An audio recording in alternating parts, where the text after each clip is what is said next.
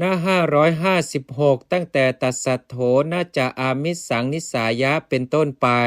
เนื้อความแห่งคำนั้นว่าไม่พึงกระทำเพราะอิงอามิสจริงอยู่เมื่อถือเอาอามิสมีจีวรเป็นต้นที่โจทย์หรือจำเลยฝ่ายใดฝ่ายหนึ่งให้ชื่อว่ากระทำเพราะอิงอามิสไม่พึงกระทำอย่างนั้นหลายบทว่านาจานิสายะปุคลังมีความว่าเมื่อลำเอียงเพราะความรักเป็นต้นโดยในมีอาทิว่าผู้นี้เป็นอุปชาของเราหรือว่าผู้นี้เป็นอาจารย์ของเรา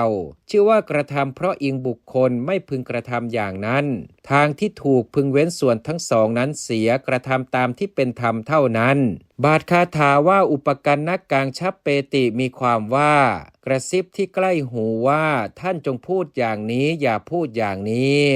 2บทว่าชิมหังเปกคติมีความว่าย่อมแสหาโทษเท่านั้นบทว่าวีติหารติได้แก่ยังการวินิจฉัยให้บกพร่อง2บทว่ากุมมัคคังปฏิเสวติมีความว่าย่อมขึ้นอาบัติ2บทว่าอากาเลนะจะโจเทติมีความว่าผู้อันพระเถระมิได้เชื้อเชิญโจทย์ในสมัยมิใช่โอกาสบาทคาถาว่าปุพพาปรังนัชชานาติมีความว่าไม่รู้คำต้นและคำหลังบาทคาถาว่าอนุสันธิวจนะกัถังนัชชานาติมีความว่าไม่รู้ถ้อยคำด้วยอำนาจความสืบสมแห่งคำให้การและความสืบสมแห่งคำวินิจฉัยคำที่เหลือในที่ทั้งปวงตื้นทางนั้นฉะนี้แลโจทนากันทกะวรรณนาจบ